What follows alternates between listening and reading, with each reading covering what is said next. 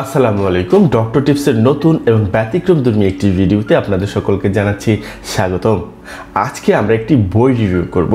বইটির নাম হচ্ছে কিশোরীদের মাসিক চলাকালীন করণীয়।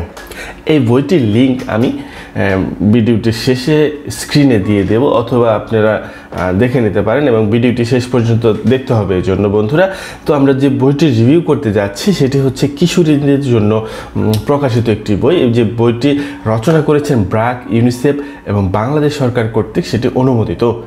তো অবশ্যই ইউনিসেফ কর্তৃক যেহেতু একটি বই কিশোরীদের জন্য, অবশ্যই বইটি একটি মানসম্মত বই। আমরা এই বইটি কিশোরী মেয়েদের, আমাদের যারা দর্শক আছেন কিশোরী মেয়ে, তাদের জন্য এই বইটি উৎসর্গ করছি।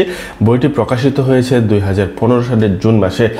বইটি রচনা করেছেন রাশিদা পারভিন, তিনি ব্র্যাকের একজন ঊর্ধ্বতন কর্মকর্তা।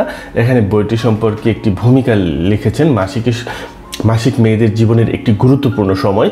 এই সময় তাদের শরীর ও মনের পরিবর্তন শুরু হয়। হ্যাঁ বন্ধুরা, আমরা জানি মাসিক মেয়েদের জন্য একটি গুরুত্বপূর্ণ সময়, কারণ মাসিক হচ্ছে মেয়েদের মা হওয়ার ইঙ্গিত দেওয়ার প্রথম এবং সূচনা শুরু হয় মাসিক শুরু হওয়ার মাত্র। আগের দিনে কিন্তু আসলে একজন বাচ্চা মেয়ের মাসিক শুরু হলেই কিন্তু তাকে দেখা যেত বিয়ে দিয়ে দিচ্ছে, এবং বিয়ে দেওয়ার কারণ হচ্ছে যে তিনি বাচ্চা গর্ভধারণ করার জন্য সে প্রস্তুত। যাক, আমরা আরও কথা না বাড়িয়ে ভূমিকা একটু পড়ি। এই পরিবর্তনগুলো স্বাভাবিক এবং প্রাকৃতিক নিয়মেই ঘটে। হ্যাঁ বন্ধুরা, এটি ভয় পাবার কিচ্ছু নেই, এটি একটি স্বাভাবিক প্রক্রিয়া। বিশেষত কিশোরী মেয়েরা কিন্তু যখন প্রথম মাসিক শুরু হয় তখন এক ধরনের ভয় পেয়ে যান, এবং এক একজনের মাসিক শুরুর অভিজ্ঞতা কিন্তু এক এক রকম। দর্শক, আপনি যদি কিশোরী মেয়ে হন আপনাদের, বা আপনি যদি আমাদের দর্শকের একজন মেয়ে দর্শক হয়ে থাকেন, আশা করি আপনার প্রথম মাসিকের যে ঘটনাটা সেটি কমেন্টে আমাদের সাথে শেয়ার করবেন, কারণ এটার অভিজ্ঞতা আসলে এক একজনের ক্ষেত্রে এক এক রকম। অনেক সময় ভয়াবহ অভিজ্ঞতা কিন্তু এক একজনের থাকে, আর এই অভিজ্ঞতা আসলে সবাই কিন্তু শেয়ার করতে চায় না। আশা করি এই ব্যাপারে অনেকে হয়তো শেয়ার করতে চাবেন না, কিন্তু আমাদের দর্শকদের জানানোর জন্য এবং পরবর্তী যারা কিশোরী আছেন তারা যেন কমেন্ট করে অন্তত বুঝতে পারেন বা জানতে পারেন যে কী ধরনের অভিজ্ঞতা কার হয়েছিল, এবং তার অভিজ্ঞতাটাও সে শেয়ার করবে আশা করি।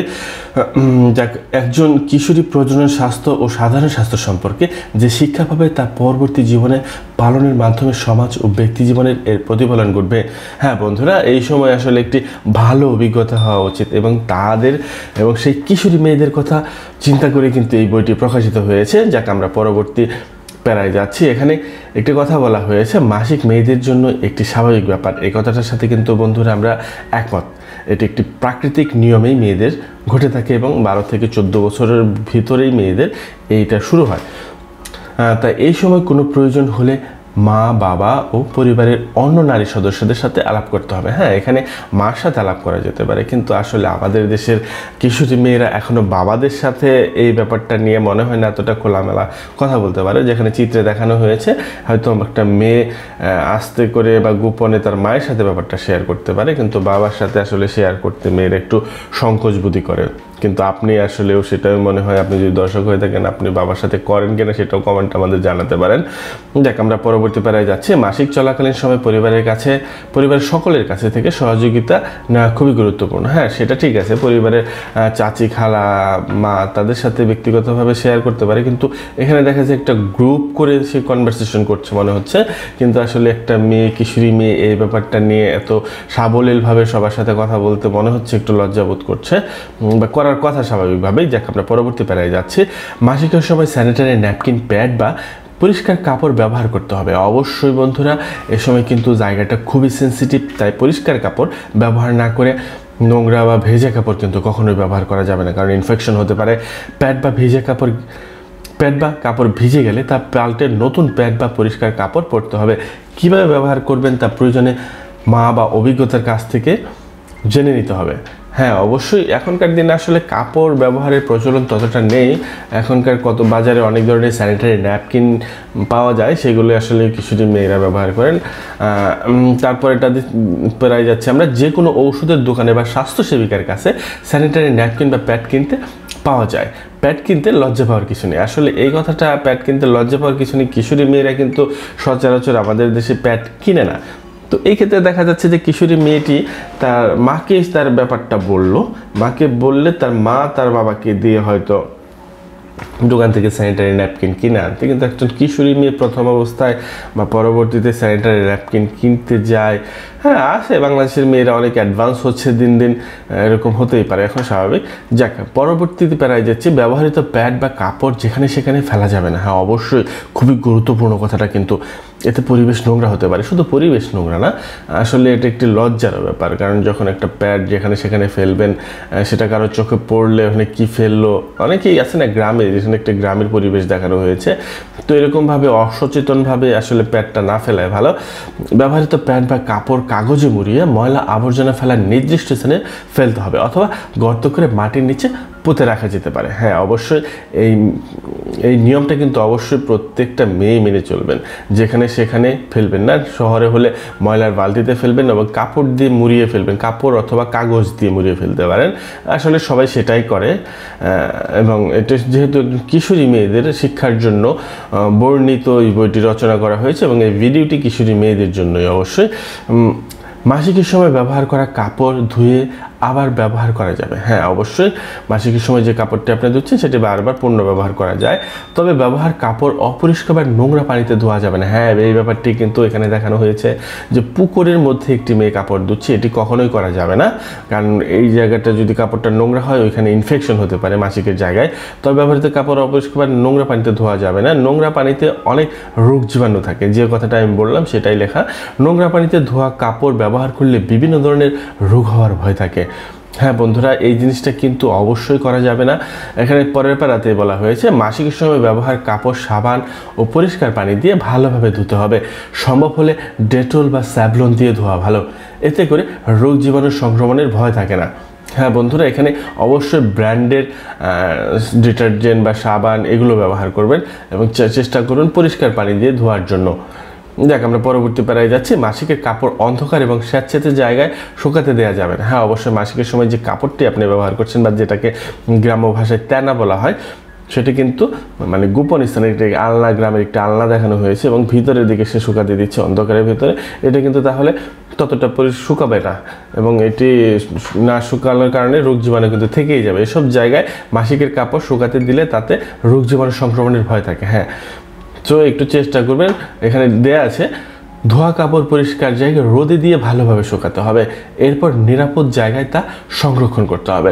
যেমন এখানে গ্রামের রোদের খোলামেলা পরিবেশে রোদের উপরে সেটি শুকাতে দিচ্ছে, এবং সেটি ভালোভাবে সংরক্ষণের কথা বলা হয়েছে। যাক, এখানে আরেকটি যেটা, মাসিক চলাকালে মেয়েদের শরীর থেকে রক্ত বেরিয়ে যায়। হ্যাঁ, এই সময় কিন্তু রক্ত বেরোনোর পর তাকে নিজে নিজে একটু দুর্বলতা অনুভব করেন, এই সময় পেটে ব্যথা হয়, বিভিন্ন ধরনের পুষ্টিকর খাবার খেতে হয়। এখানে কিন্তু খাবার সম্পর্কে বলা হয়েছে, তাই এই সময় সব ধরনের পুষ্টিকর খাবার যেমন দুধ, মাছ, মাংস, ডিম, শাকসবজি, ফলমূল খেতে হবে, এবং অন্যান্য সময়ের তুলনায় একটু বেশি খাবার খেতে হবে। হ্যাঁ বন্ধুরা, কিন্তু এখানে যে কথাটি বলা নেই যে কী খাবার মাসিকের সময় খাওয়া যাবে না, কারণ মাসিকের সময় কিন্তু পেট ব্যথা বা যে ধরনের খারাপ সিমটমগুলো দেখা যায় সেগুলো কিন্তু খাবার দাবারের কারণে বেশিরভাগ মেয়েদের হয়ে থাকে। তো এই সম্পর্কিত অনেক ধরনের ভিডিও, মাসিক সম্পর্কিত অনেক ধরনের ভিডিও, মাসিকের সময় কি করবেন কি করবেন না, কি খাবেন কি খাবেন না, বিস্তারিত প্রেগনেন্সিতে কী ধরনের সমস্যা হতে পারে, অনেক ধরনের ভিডিও কিন্তু আমাদের চ্যানেলে ইতিমধ্যে দেওয়া আছে, আপনি চাইলে সেখান থেকে দেখে আসতে পারেন। এখানে একটি খাবারের তালিকা দেওয়া হয়েছে, কিশোর কিশোরীর দৈনিক নমুনা খাদ্য তালিকা। হ্যাঁ, এখানে মাসিকের সময় কি খাবার খাবেন, যেমন এখানে সময় দেওয়া আছে, সকালের খাবার, মধ্যাহ্ন বা সকালের নাস্তা, দুপুরের খাবার, বিকেলের খাবার, রাতের খাবার, কী খাবেন এখানে একটি চার্ট দেওয়া আছে। এই ভিডিওটি ডিসক্রিপশন থেকে লিঙ্ক থেকে আপনি এই সম্পর্কিত আরও বিস্তারিত দেখে নিতে পারেন। আমি যেহেতু বইটি রিভিউ করছি সেই সম্পর্কিত এত বিস্তারিতভাবে বলছি না, খুবই সংক্ষেপে বোঝানোর জন্য কিশোরীদের, কারণ কিশোররা কিন্তু মাসিকের সময় একটি ভয় পেয়ে যায়, যেটি কী হলো, এটি কি আমার কোনো অসুখ কিনা, কারণ এক একজনের অভিজ্ঞতা কিন্তু এক এক রকম। যেমন অনেকেই হয়তো মাসিকের সময় কাউকে কিছুই বলে না প্রথম একদিন বা 2 দিন, যখন দেখে যে ব্লাডিং আর থামছে না তখন কিন্তু বাধ্য হয়ে সে তার মার সাথে শেয়ার করে। মাসিকের সময় তলপেটে ব্যথা হওয়া স্বাভাবিক। হ্যাঁ, প্রয়োজনে বোতলে গরম পানি ভরে স্যাক দিলে আরাম পাওয়া যায়। হ্যাঁ, আর এখানে একটি মেয়ের হাতে বোতল দেখানো হয়েছে, এটি গরম পানি ভরে স্যাক দিচ্ছে, এবং আপনি চাইলে কাপড়ের কিছু ব্যাগ পাওয়া যায় যেটার ভিতরে গরম পানি ভরেও স্যাক দেওয়া যায় এখানকার দিনে। তারপর মাসিকের সময় অতিরিক্ত ব্যথা বা রক্তক্ষরণ হলে চিকিৎসকের পরামর্শ নিতে হবে। হ্যাঁ বন্ধুরা, এই সময় কিন্তু মাসিকের সময় অনেক মেয়েরই অসহ্য ব্যথা হয়, এটাও কিন্তু একটি চিন্তার বিষয়, এবং যদি সেটা বেশি দিন স্থায়ী হয় তাহলে অবশ্যই ডাক্তারের কাছে পরামর্শ নিতে হবে যে এটার জন্য কি করা যেতে পারে। অবশ্যই ডাক্তারের পরামর্শ মেনেই কিন্তু আমাদের থাকতে হবে। তো এই সময় কিছু খেলাধুলা বা ব্যায়ামের চিত্র দেখানো হয়েছে। এই সময় মেয়েদের স্বাভাবিক সব রকমের কাজকর্ম, যেমন স্কুলে যাওয়া, ঘরের কাজ করা, খেলাধুলা করা ইত্যাদি করতে হবে, তবে মাঝে মধ্যে বিশ্রাম নিতে হবে। এইখানে আসলে যে খেলাধুলা করানো দেখা হচ্ছে সেটা চাইলে মেয়েরা করতে পারেন, কিন্তু আমাদের দেশে আসলে কিশোরীরা যে মাসিক হলে এক ধরনের আতঙ্কিত হয়ে যান এবং দেখা যাচ্ছে চুপচাপ থাকে, ঘরের ভেতরে কোনো কাজ করতে চান না, কিছু করতে চান না, স্কুলেও হয়তো যেতে চান না। কিন্তু এই বইটার মাধ্যমে মেয়েদেরকে আরও মানে নিজেকে প্রকাশিত করার জন্য, নিজেকে অন্যভাবে প্রেজেন্ট করার জন্য কিন্তু আসলে বলা হচ্ছে। তো চেষ্টা করবেন যে স্বাভাবিক কাজকর্ম যেন করতে পারেন, কারণ প্যাড ব্যবহার করলে আমার মনে হয় না যে কোনো কাজে বাধা থাকে।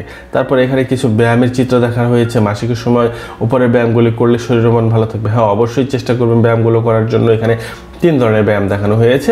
যেমন এখানে সামনের দিকে দুটো হাত ছেড়ে দিয়ে এই ভঙ্গিতে আপনি 5 মিনিট থাকতে পারেন, বা 2 মিনিট, 1 মিনিট, যেভাবে পারেন। তারপরে এখানে সামনের দিকে হাত দিয়ে পা দুটো পিছনের দিকে, মাথাটা একটু উঁচু করে, এটা কিন্তু করলে আপনি তলপেটে যে ব্যথা অনুভূত হয় সেটা কিছুটা হলেও আরাম পাবেন। এখানে যোগাসন দেখানো হয়েছে, ধ্যান বা মেডিটেশন আপনি করতে পারেন। তো বন্ধুরা, এই ছিল এই বইটির রিভিউ। তো আশা করি বইটি আপনাদের ভালো লাগবে বা ভিডিওটি ভালো লাগবে, এবং চেষ্টা করবেন যে প্রত্যেকটা কিশোরীদের মেয়ে, আপনার পরিচিত যারা আছে, যাদের মাসে এখনো শুরু হয়নি বা হতে যাচ্ছে, তাদেরকে এই ভিডিওটি শেয়ার করার জন্য, তারা যেন এই ভিডিওটা দেখে উপকৃত হতে পারে যে মাসিকের সময় আসলে তাদের করণীয় কি করতে হবে।